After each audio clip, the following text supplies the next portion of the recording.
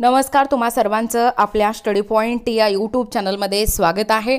तर सरकारी कर्मचाऱ्यांना परत जुनी पेन्शन लागू करण्याची सरकारची तयारी, अधोरेखित करण्यात आलेले महत्त्वाचे मुद्दे संपूर्णपणे या व्हिडिओच्या माध्यमातून जाणून घेणार आहोत।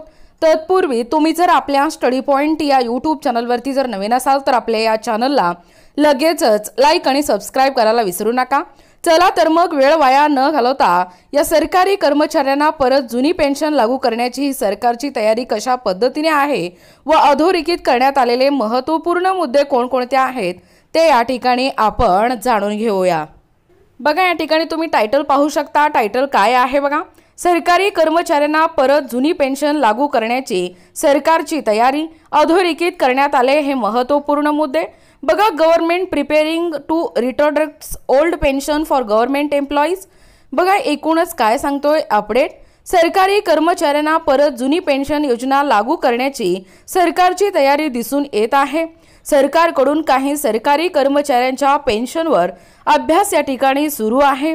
केंद्र सरकारने या केंद्रीय कर्मचाऱ्यांना राष्ट्रीय पेन्शन योजना ऐवजी एकीकृत पेन्शन योजना म्हणजे यूपीएस पेन्शन योजना लागू करण्याचा पर्याय हे उपलब्ध करून देण्यात आलेला आहे।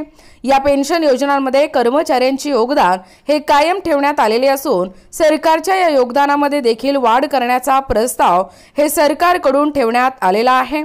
या प्रस्तावानुसार सरकारचे 14% वरून योगदान हे वाढवून 18% करण्याचा विचार आहे।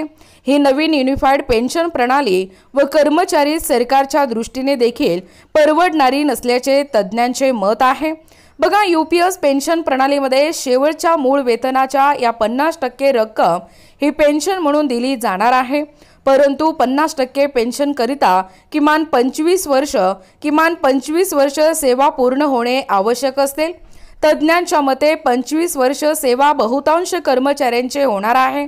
अशांना या शेवटच्या मूळ वेतनाच्या 50% रक्कम म्हणून निर्धारित करावी लागेल। तर जुनी पेन्शन योजना देणेच योग्य राहील, कारण जुनी पेन्शन योजनांमध्ये सरकार व कर्मचाऱ्यांना देखील योगदान द्यावे लागणार नाहीत, म्हणजे जुनी पेन्शन योजना देखील सरकारी कर्मचारी व सरकारच्या दृष्टीने फायदेशीर ठरणार आहे, असे देखील काही तज्ज्ञांचे मत आहे। बघा, 10% योगदानाचा विषय, सुधारित यूपीएस या पेन्शन प्रणालीमध्ये सरकारकडून शेवटच्या मूळ वेतनाच्या 50% रक्कम हे निवृत्तीनंतर पेन्शन रक्कम निर्धारित करण्याची तरतूद आहे, परंतु सदर पेन्शन प्रणालीनुसार कर्मचाऱ्यांचे 10% योगदान परत देण्याची तरतूद नाही। यामुळे कर्मचाऱ्यांच्या दृष्टीने सदर पेन्शन योजना हे बेकारच आहे।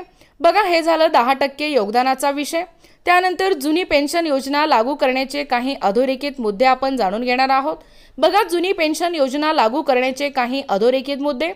जुनी पेन्शन योजना ही सरकारच्या दृष्टीने आर्थिक संकटाचा विषय वाटत असला तरी आगामी लोकसभा किंवा विधानसभा निवडणुकीच्या काळामध्ये सदर पेन्शनचा मुद्दा हे पुन्हा एकदा राष्ट्रीय मुद्दा ठरू शकतो।